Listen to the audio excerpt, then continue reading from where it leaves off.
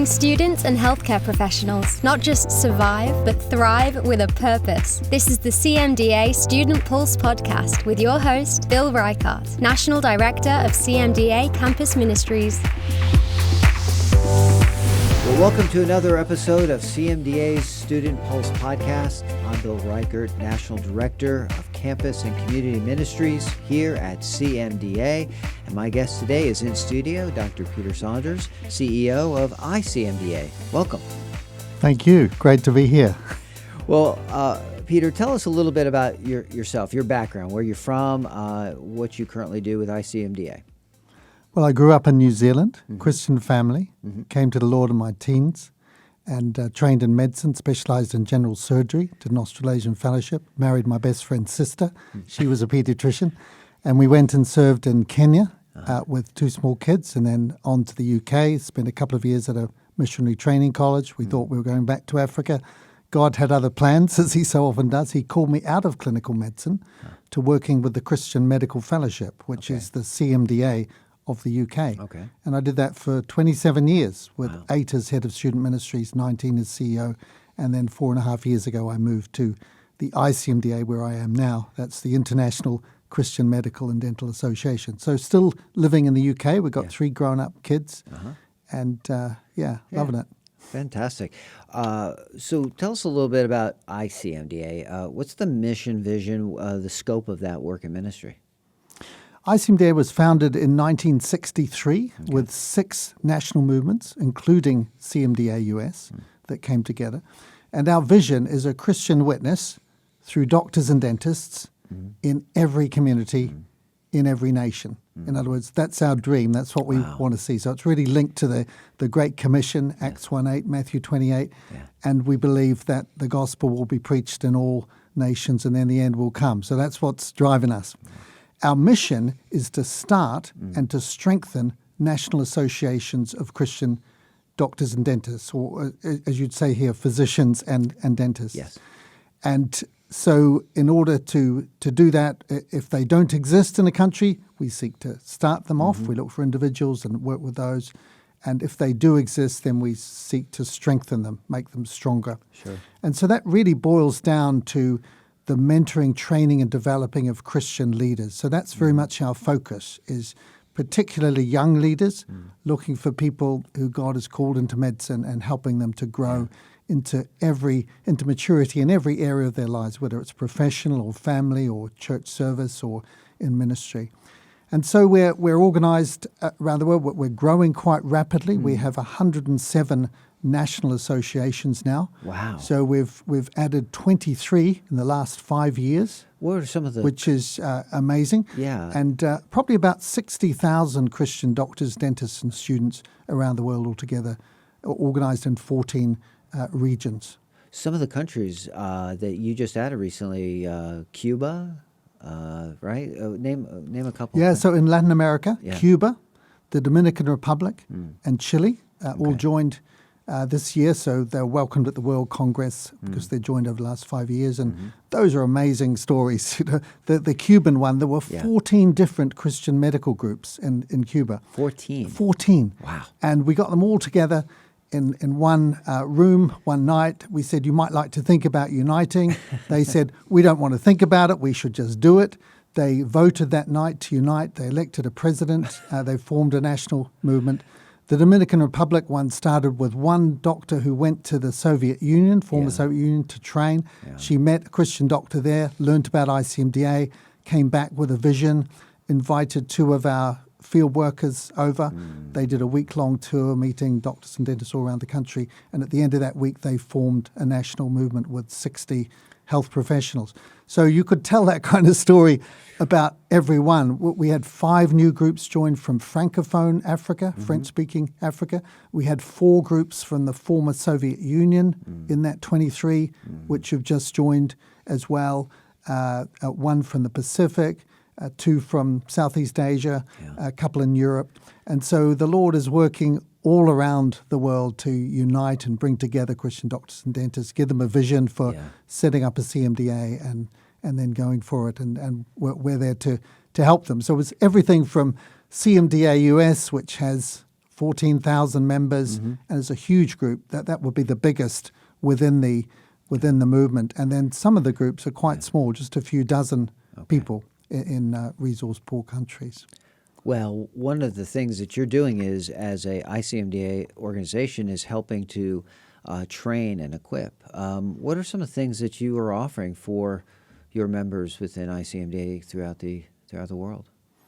Well, the Lord has led us through COVID, in actual fact, because ICMDA's strategy was all built on running regional conferences and funding field workers to travel. And of course, with COVID, we could do neither of those things. So we had to think outside the box. We've got 69 field workers from 50 countries. So huge variety of languages and cultures. Right. And all of these folk are doctors or dentists working full-time or part-time in medicine or dentistry. And so they give their spare time to work with ICMDA to disciple leaders, to encourage them to share the vision. So in terms of equipping people, we do it in three main ways. We have a weekly webinar, which goes out on a Thursday, 2 p.m. British time. We've run 175 of those now. Each of those is recorded, is watched by people from probably 40 or 50 countries. We translate it into up to 6 languages live as well. Wow. And so that's been a great resource. Then we run training tracks. So these are 10-week training tracks in small groups, 12 to 15 people. Each week you watch a video, read an article, answer a couple of reflective questions on an internet platform, and then you meet with your group for an hour and a half. So it's a kind of flipped classroom. You do the work beforehand. And we run those across 8 different themes at the moment, including things like evangelism and apologetics, bioethics, health, healing and mission, leadership, global health, and so on. And it's very much on the 2 Timothy 2:2 model of what you receive, you pass on. And so you start as a trainee, then you become a facilitator, then you become a coach after you've facilitated several sessions. And then the third area we work in is diplomas. We have a 2-year diploma in family practice. Most countries around the world don't have any postgraduate training in family practice. So you either qualify as a specialist, very competitive, or you go out and practice bad medicine because you've only had undergraduate training. And so we do a 2-year distance learning blended approach where you can do it alongside a full-time job, and across 15 modules, 100 topics over the 2 years, you train as a family doctor. And we've had 140 people now go through that course from 40 different countries. So our focus is very much on training and development of leaders through those 3 things: webinars, training tracks, and the diploma programs. Those who are listening would have access to the webinars and the training tracks, I assume? They can... Yeah, the webinars are all on the website, public domain, absolutely free. So the videos are on YouTube, and you can go to our website and access other resources as well. Training tracks you have to apply for. Again, they're free, but you sign up for those, get allocated to a group. And the diploma programs we do charge for because they're much more academic and long-term, and they're really focused on people from countries where there's no postgraduate training in family medicine. So that wouldn't be appropriate for Americans. No, you have such a good system here. Right. But I think that the webinars and the training tracks would really be of interest. Stay with us. More Student Pulse podcast in just a moment.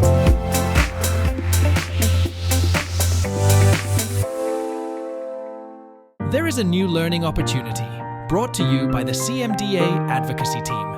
This is a 7-module course, accessible from everywhere. It's designed for students to study in groups, among their peers. You will learn to discuss today's tough issues from a Christian perspective. You will be able to refine your worldview and learn new ways to address the hot topics of today. Learn to challenge the presuppositions of your peers. This course is designed for group participation, perfect for small groups and study groups. Best of all, this course is absolutely free.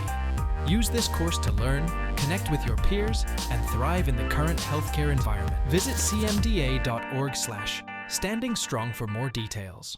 You were telling me earlier some of the topics you're covering for the webinars, very applicable to those in the U.S. as elsewhere. What are some of the topics, some of the ones that even have gone somewhat viral, some of the ones that have been more popular? Most of what we do is at the interface of Christianity and medicine or dentistry. So what we say, is it both Christian and medical or dental? Right. And then, so a lot of subjects around medical ethics or missions or practicing whole person medicine, sharing faith with patients, and so on. So we cover those kind of issues. When we started off, a lot of them centered around COVID, but we also do things of general Christian interest. And it's sometimes those that are the most popular. Our most popular video, which is also, they're all turned into podcasts as well, so you can download them and listen to them. They're usually an hour long, 30-minute presentation, 20 minutes Q&A, but also with the podcast option. The most popular one has been on evolution, a theory in crisis, Professor John Lennox, and we've had over 100,000 views on that on a couple of platforms. We did a series too on Islam and how Christians can engage with Muslims and answer their questions, and we did a series of 4. They've had several thousand views each. On average, we're getting probably between 500 and 1,000 views per webinar, and many more people will watch it afterwards on YouTube or listen on podcasts than will come up live, because, of course, the timing doesn't suit everybody, and with busy physicians and dentists, it can be a challenge. So, but it's all out there. It's all free. It's all public domain. All right. We'll put the links in the show notes and point people to it as well. And just to have such a great library of resources that's ever growing is such an incredible gift. So thank you for it's been a blessing, and we would never have thought of it or planned it. Yeah. And the Lord drew it to our attention, and because we couldn't do other things, and He closed doors, but actually He opened doors to things we would never have thought of. And actually, now that COVID's over, we've thought, why didn't we think of this before? So we're carrying on with this. But everybody's now so well trained on how to get online. So I think it's been a win all across the board. Let's talk about something that's been going on now for the last 18 months that is a tremendous challenge for those living in Ukraine and for CMDA's national ministry in Ukraine. The war started around 18 months ago. How did ICMDA step into the gap? What was your role? And maybe you might want to walk us through kind of those first couple of days or weeks as you were looking and seeing a unique need that ICMDA could step into. Well, I remember it so well. It was the 24th of February. It was a Thursday. It was last year. And I know that morning when we woke up to the news of the war breaking out, and actually that night we had a training track for Russian speakers in leadership. Yes. And so only half of them turned up out of the dozen. One guy joined from a bunker in Kharkiv in eastern Ukraine on his mobile phone. The other Ukrainians weren't there. And we planned then, we thought, well, why don't we have a prayer meeting tonight? And so we called together everyone in Europe to pray. We got about 50 or 60 doctors turned up on the Thursday night. We prayed. We thought we should have another meeting on the Saturday. And we brought along to that meeting the president of the CMAU, the Christian Medical Association of Ukraine, who is a young junior doctor in his late 20s, married with one kid, and suddenly he's thrust into this situation, and he knew he had to do something, Rudy. So he got his team together. And on the next day, Friday, we launched an appeal. We had no idea what we were going to do with whether we'd raise any money or whatever. And then Rudy spoke, and it just gripped people's hearts. We went to our board. We said, look, we think this fulfills the criteria for a project we can do, because we've got an in-country partner we can work with. And so the next few weeks, we set up supply lines. So we set up a supply line through a Christian charity in Poland, whereby we could send stuff through them, and they would ship it into Lviv and western Ukraine, and then Rudy and his team would send it to 300 or 400 final destinations, as it turned out. So hospitals, clinics, churches, frontline units, and so on. And then what happened then? Initially, we got a bit of money in. We bought stuff from mission suppliers, equipment, consumables, drugs from mission suppliers.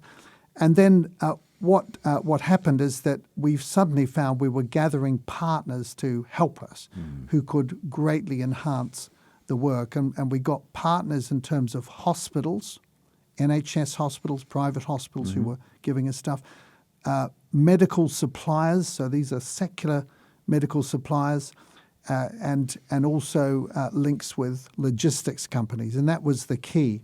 And I think it was 10 days into the thing, a chap in our church who was out of work but had real administrative experience. He was married to someone, his wife's father was the head of a big logistics company, and they came round to my home, and we talked about it. He gave me a quick tutorial on how logistics works. He said, I don't know how big this is going to be or how small, but whatever, we're here to help you. We'll provide you with warehouses, with trucks. And as he walked out the door, he said, and here's a check for £10,000 to start you off, and so on.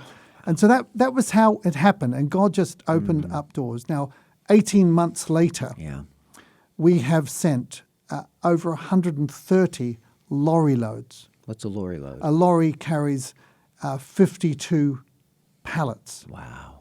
Of, so this is a double, 2 or 3 times your usual truck in there, worth literally millions of pounds. I love Isaiah 55 and the verse which says, "Come buy and eat, you who have no money." The thing. And it's just a beautiful picture of God's grace. And we raised about $800,000 to do it.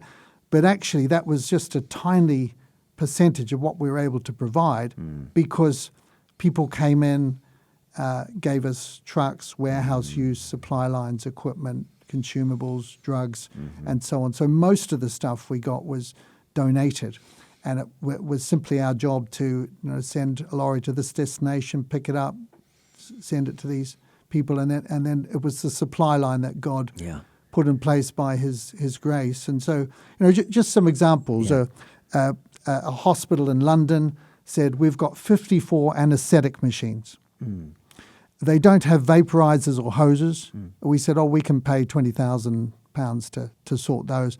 So we got the Ukraine-coloured hoses in blue and yellow. We bought new vaporizers for them. We sent them off. They're in use all over Ukraine. Wow. The Nightingale hospitals were set up by the British government to look after COVID patients. There were 7 of them. Most of them were not used because we got through. And so we discovered there were 120,000 pallets of equipment, beds and mattresses and stuff in the north of England. And they were a little bit of an embarrassment to the government. The opposition were asking questions about the spend and so on. So we said, we can help you. And so we managed to move about 35 lorry loads of beds, hundreds of beds and mattresses out within a 2-week period. Cost us nothing until someone was saying, who are these people taking all this stuff? And that door closed. But these are just some examples. Just last week we had a hospital in Leeds in the north of UK rang up and said, we've got 7 operating tables, 7 incubators and 30 patient monitors, fill a whole lorry. Can you take them? We said, we'll have a truck around there tomorrow morning. So the Lord has helped us really through partners, many of whom have been non-Christian. Just like King Cyrus helped the Israelites get back to Jerusalem, who've just stepped in and have said, we want to be part of what is happening.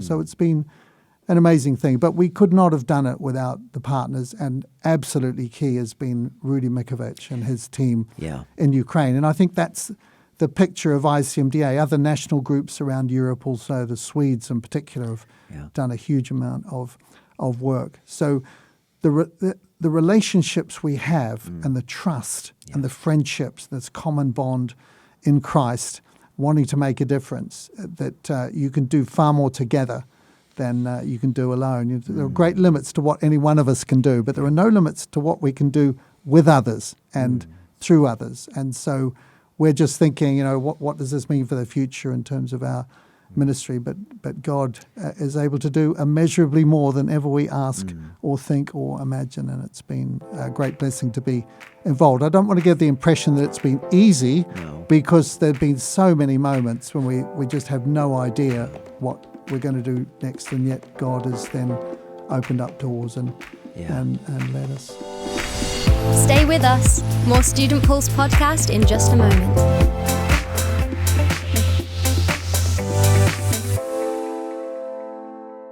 Here's what people are saying about the Remedy Conference. My husband and I are interested in long-term mission, and it's really been super exciting and encouraging just coming here and seeing other healthcare professionals and what they've been able to do and the difference that they've been able to make and how to actually make that difference sustainable for these different communities is just so encouraging. And I've been given ideas that I'd never even thought of previously. So it's wonderful to see what our future could look like. The biggest thing that the conference meant for me is just encouragement and inspiration to see what other people are doing. As a medical student, you often get sort of insulated and you're in your studies, and you can kind of lose track of why you went to medical school in the first place, I think. And so for me, coming to CMDA conferences, especially a big one like Remedy, broadens your perspective. I think it enriches your medical school experience to see what's out there.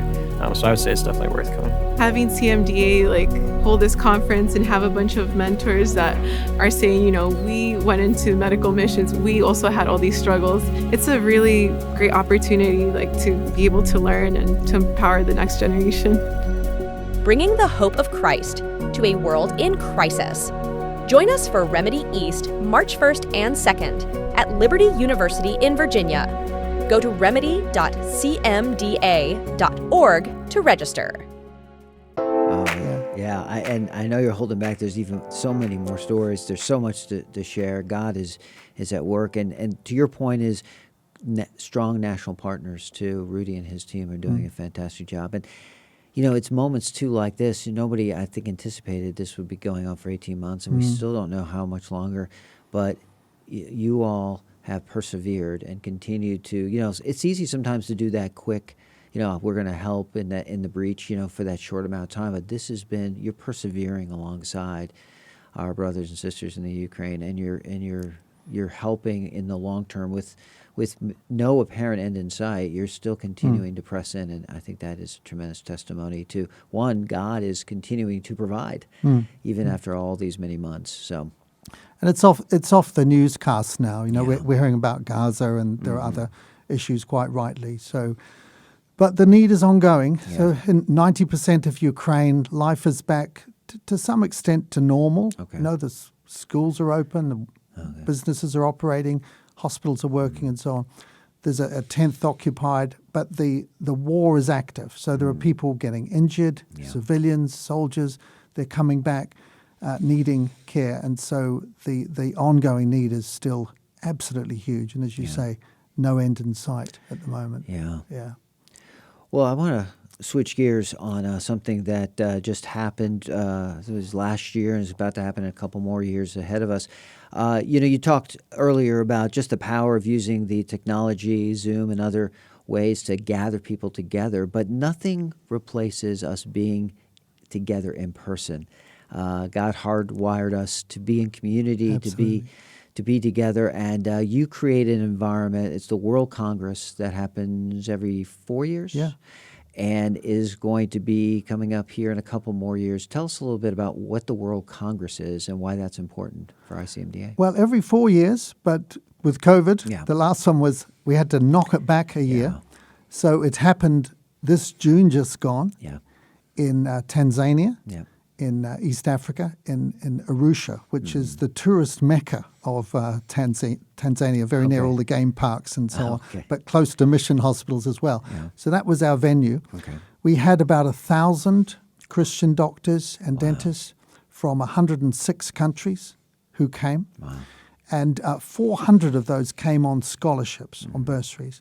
And that was made possible only because people in the West, and particularly in the US, gave so generously to pay for registration and airfares. And so that's why we were able to get key leaders from all of these countries.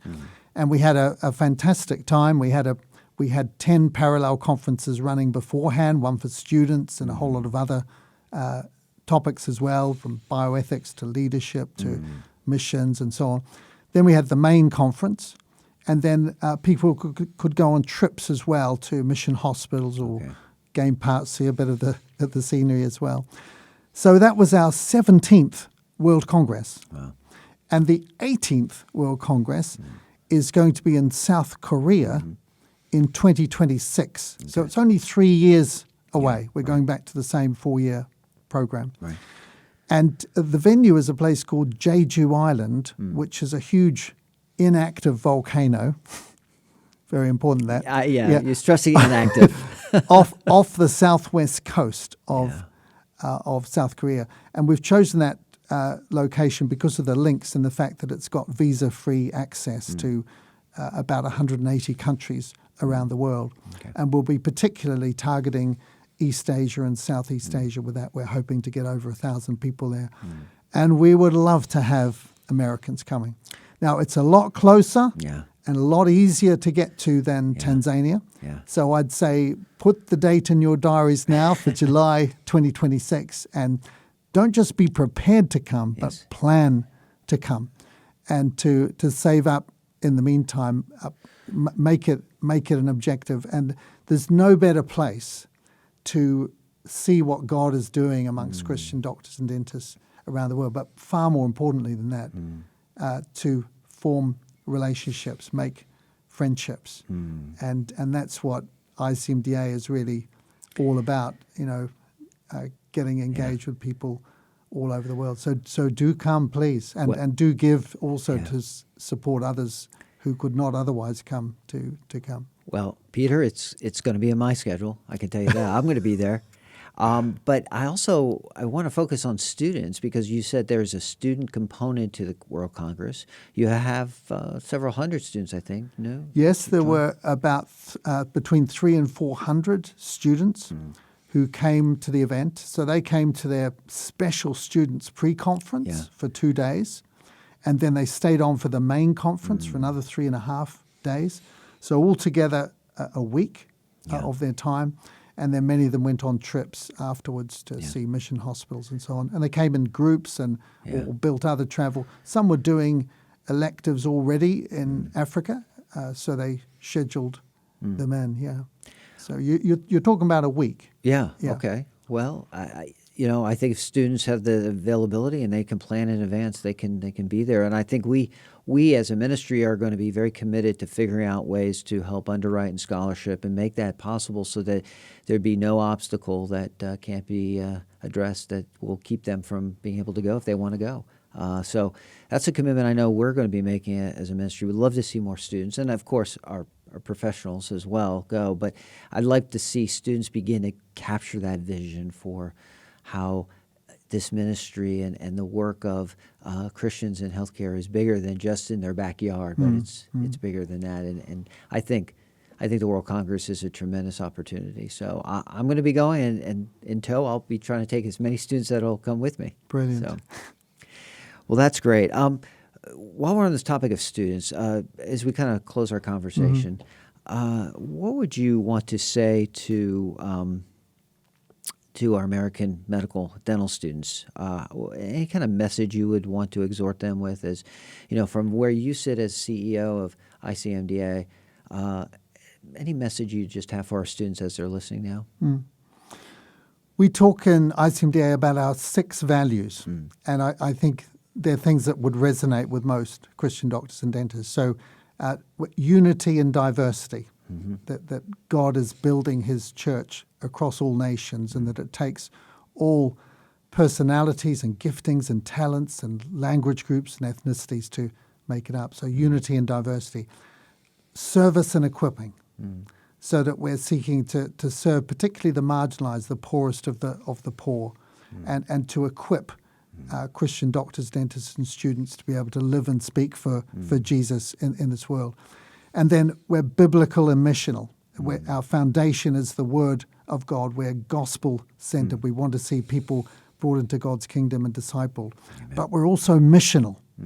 So we're really motivated by that beautiful picture we see in the book of Revelation, chapter 7, where there are people from every tribe and tongue and nation, more than anyone can count, gathered around the throne and worshiping the Lamb. And so I think what I want to say is it's not about us. It's about the glory of the Lord Jesus Christ. And it's about fulfilling his mission to gather people from every nation under the sun into his kingdom. And doctors and dentists have a key role to play there, because medicine and dentistry are passports to closed communities and closed countries, and doctors and dentists can get into places where others cannot get. And so we're an important part of God's mission force. So I'd say, remember, when Jesus sent his disciples off, it was Jerusalem and all Judea and Samaria and to the ends of the earth. And whether that's your city, your state, your country, but also and the Americas, and to the ends of the earth. So be really open to God's leading. And I'd say 3 things to think about. Firstly, please pray for the work of ICMDA, for students and doctors in other countries, for new groups which are just starting off. You can sign up on PrayerMate or through our website just to a daily prayer request. No more than 2 or 3 sentences, we promise you. But just please pray for us. You can get our daily devotion too through the website. It's free. Secondly, think about training, how you could make use of the facilities that we have, but also to give what you have to others. And getting involved in a training program will enable you to help disciple, encourage people from other parts of the world and form friendships with them. And then the third thing is, conferences, and particularly the World Congress. Put that July 26th in your diary. But also think about regional events that are happening as well, and language events. If you speak another language, like French or Spanish or Russian or whatever, there are regional events every year, and they're a great way to form friendships, see what God is doing, get good teaching, really broaden your horizons too. And especially if you are going to a developing country, particularly, or any country in the world, remember that there will almost certainly be Christian doctors and dentists there. There'll probably be a national group affiliated to us. We can put you in touch with people on the ground, and that will really enrich your experience of being there, forming friendships with nationals. But also you will be able to bring encouragement to them as well, and help to open their eyes up to the fact that we are a global body involved in this great international adventure of Christ building his kingdom. So, act locally by all means, but as we should, but be obedient where we are, but open your eyes to what God is doing, and ask him, how could you use me? What can I do? How can I, what doors can you open for me? Here am I, I'm ready. Please send me, really. Yes. Yeah, so just to encourage people in those things. Thank you, Peter. That's a great way to kind of put an exclamation point right on our conversation, to really good emphasis and an important reminder for us all. And thank you for being a part of our conversation, the podcast, introducing yourself to the students, especially ICMDA, and for the great work you're doing. And really appreciate the way that God is at work through you and your staff and many of your leaders spread all throughout the world, and the ways that you're having an impact for the gospel and for the Great Commission. So thank you, Peter. Thank you. God bless you. God bless you. Thanks for watching. We'll see you next time. CMDA's Student Pulse podcast is a production of the Christian Medical and Dental Associations. The opinions expressed by guests on this podcast are not necessarily endorsed by the organisation. CMDA is non-partisan and does not endorse political parties or candidates for public office. The views expressed on Student Pulse podcast reflect judgments regarding principles and values held by CMDA and its members.